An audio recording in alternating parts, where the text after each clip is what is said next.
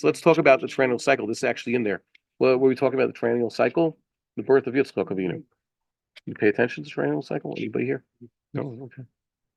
It's fine. Yeah. Yeah. Rabbi had his shul on it. And they read the triennial cycle? Yeah, so when he wanted to start a minyan, he asked if we wanted a regular cycle or the triennial cycle. We didn't know anything at the time about the triennial cycle, and he said that's how they used to. So okay, so that's when it started? You were there when it started? Okay, so the triennial cycle, of course, has its advantages.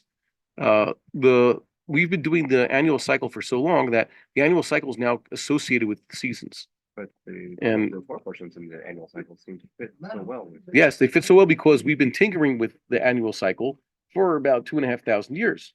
So it's been tinkered with before in history and slight changes. Basically, from what we've seen, Rabbeinu Tam was the last one who really tinkered with it. So we associate with certain partials with times of the year and certain haftorahs, so much so that you have Rabbanim who sign their chuvas with, Hamishi de Parshas, whatever. That one, they still exist that in Eretz Yisrael and Chutz La'aretz, there are discrepancies because of it.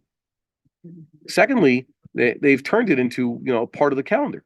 You could even do that. There's a good edition, the Mishor Chumash, Tikkun Korim, which we were looking at before. Well, has it done? It's something very good. It shows you an entire calendar, the 14-year combinations, and also shows you the Torah reading for every single day of the year. Okay, so according to this triennial cycle, they're up to the part of the Torah that discusses Yitzchak Avinu's birth, right? And what happens there? That's when we finally see that, there's a rivalry between Yishmael and Yitzchak. Yishmael wants to apparently inherit it. So that's a response there. So just wanted to point out, Ishmael only acts out once Isaac and Jacob assert their rights to inheriting Eretz Yisrael. Yishmael, we hear nothing about him in let's say even a slightly negative light, even until Yitzchak is there, and now he has a rival to inherit this place. Further, like we said last time, the next time Yishmael is mentioned is when Avraham Avinu passes away. It's the only time he's explicitly there.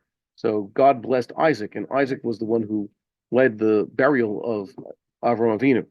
Okay, Yishmael's there. Okay, question about succession. He's also there. And next time we have it, where Isaac promises Jacob the Birkat Avraham, which means inheriting the land of Israel. Esau's jealous, so what does he do? Arranges a marriage with one of Yishmael's daughters. And the last time in Sefer Bereshis is when the brothers are plotting to sell Yosef, send them out to Egypt. They don't realize that by expelling one of their brothers, selling him into slavery, and they see that these Arab traders are going down to Egypt, right? That's basically what they're going to do to him. They didn't realize that they're basically sending themselves also. They're committing the sin that's going to cause the rest of them to go down. And who's right there, waiting to take their place? Ishmaelites, Midianites, right? See? So Yishmael only acts out once Isaac and Jacob assert their rights to Eretz Yisrael, and then, they get a little bit weak in that sense.